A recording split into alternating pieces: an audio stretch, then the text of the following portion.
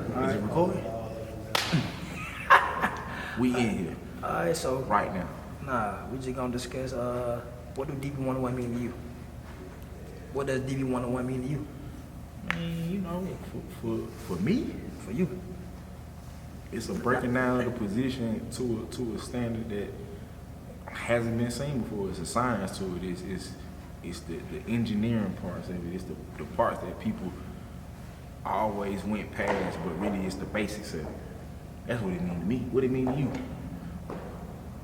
Technique, grit, attention to detail, assignment, alignment, consistency. Oh, so you gonna go with the Boy, nah, it ain't political. It's true. that is. What do now? I got one better for him. What does the running back position mean for you personally? Personally? From past to even present, from how you felt in the past, former running back, and also present. What does the running back position mean to you? Game changer. I always felt that the running back set the tone for the offense. Cause you set the run game, it sets the tempo for the whole. You run the ball down somebody's throat. That's the ultimate way of showing grit and balls and all that, man. Cause if I can run the ball on you, throwing gonna be open on you too. Cause you can't stop no run game. So I always felt like that was a tempo setter. And you know, back in my day, we had eye formation, wishbone, all that stuff. I know the league a little different now. You know, everybody, you know, they ain't even getting them to center like that no more. But back in my day, eye formation, smash mouth football. I agree to a certain, not to a certain extent. I agree. I feel like it has. I feel like backs were always catching, but it's more so. You know, you see a lot of empty. The demand for them to catch the ball, not just flats and screens and swing routes and check downs. You know, they're demanded to damn near run a route tree. So in the past, even now, I've always had a special relationship with the running back position.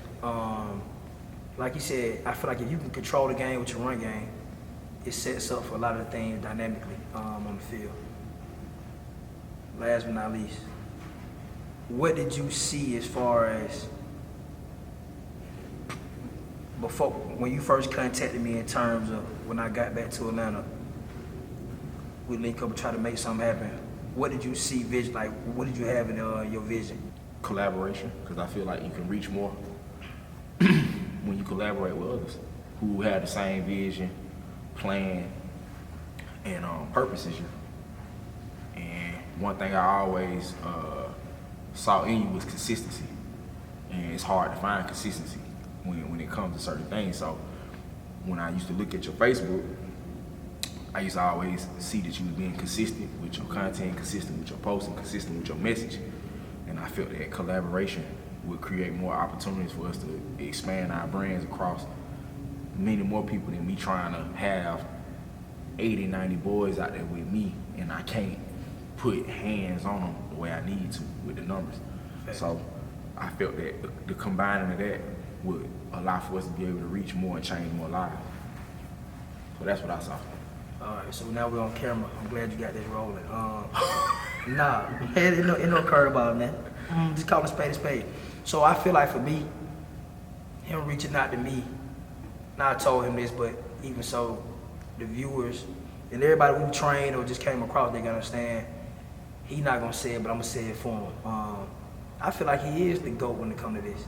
For many reasons, not just, a lot of people feel like, you got the experience of playing in the league, that's one, because you've been places that a lot of us never been, so we can't tell you, just like somebody 13 trying to tell a 50-year-old what it's life.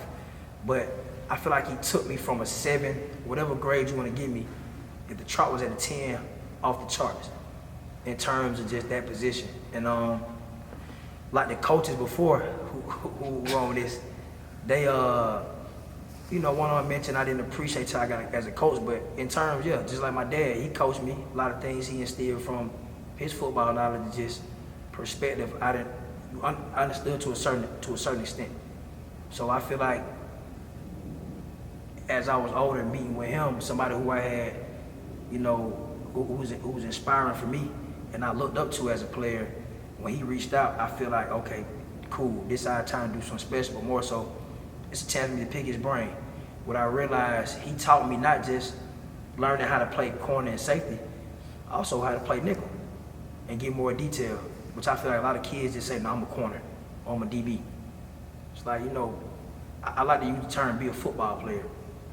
And coaches like Jonathan Saints, Corey Harris, Johnny Burnett, even my partner Daryl Jones, and even, you know, like I said, Cora Parks, they taught me how to be a football player. I don't like to just, even though you may specialize in a position, but you got to be a football player.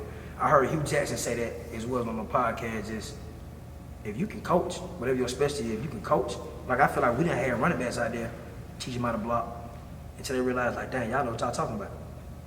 Because we know football. So I feel like, yeah, you may have a specialty that you coach, but if you study the game and you're a football player, I feel like, you know, you will have light years ahead of everybody. I think that's understanding. A lot of people don't really look at the game from a holistic standpoint. So one of the things I always paid attention to is there are positions on the field that mirror each other.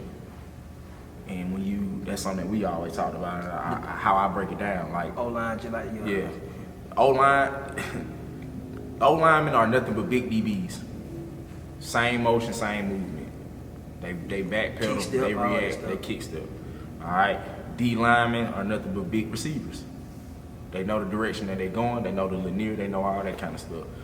Quarterbacks and safeties, so on and so on. Right. Linebackers and running backs, the same. So, you know, it's just having a different understanding of the game and not just looking at the game from, oh, we just out here playing football. Well, I just play receiver. I told you gonna watch Odell versus, let me see why is Odell having success. Like a lot of folks look at Bama who watch it from a holistic standpoint, just say they got a good, you know, up front. The game is one up front. So I feel like if you don't understand that as a coach or as a trainer, you will never be successful. So I feel like, what do you see what do you see in the next 5 to 10 years as far as this brand? I like to use the term that you are, whether you're there or not, you're still there in spirit. He's always there in spirit, whether he's there physically or not. When he comes, it's like Santa Claus. A lot of, oh, he up. Some people love it. Some people look at it like, hey man, I hate that man. They make, you know, he make them nervous. Hey man, I don't make nobody nervous. For whatever reason, he make them boys nervous. I don't make nobody nervous. In the next 5 to 10 years, what do you see from this DB101? Because at the end of the day, yeah, we all have individual, but it's like one big family pot.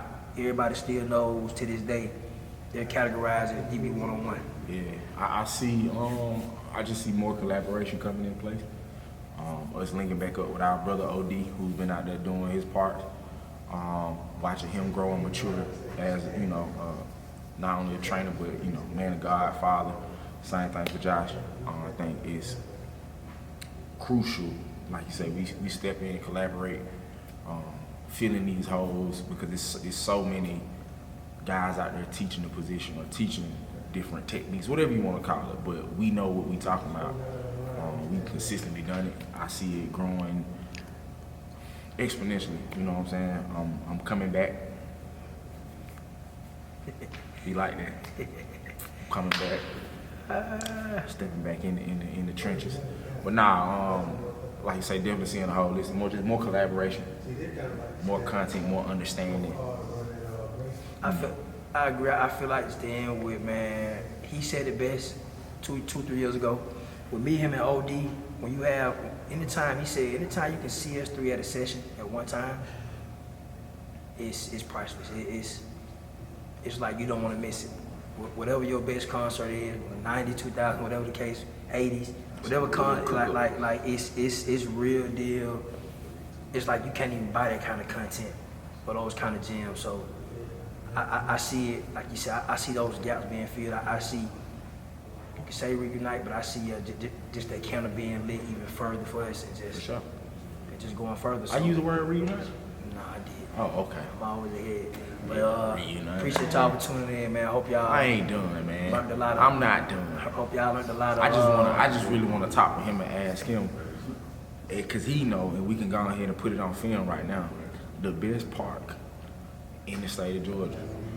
Redan Park. I'm gonna end with Midway Park, and that's a wrap. And That's he a wrap. he can't really say, because I'm a sit in this position and say it myself. He don't even really believe that. You understand what I'm saying? Everybody got their own piece. Some folks gonna say Gresham, some folks gonna say CD, but you never heard nobody say Midway. Midway Park, You never heard it. and that's No. a wrap. You understand me? So, hey man, I'm Core Parks, Redan Park. Grays signing out, man. No scrubs allowed back in. It's No Sunday, Midway. twice on Sundays. Midway Park, that's a wrap.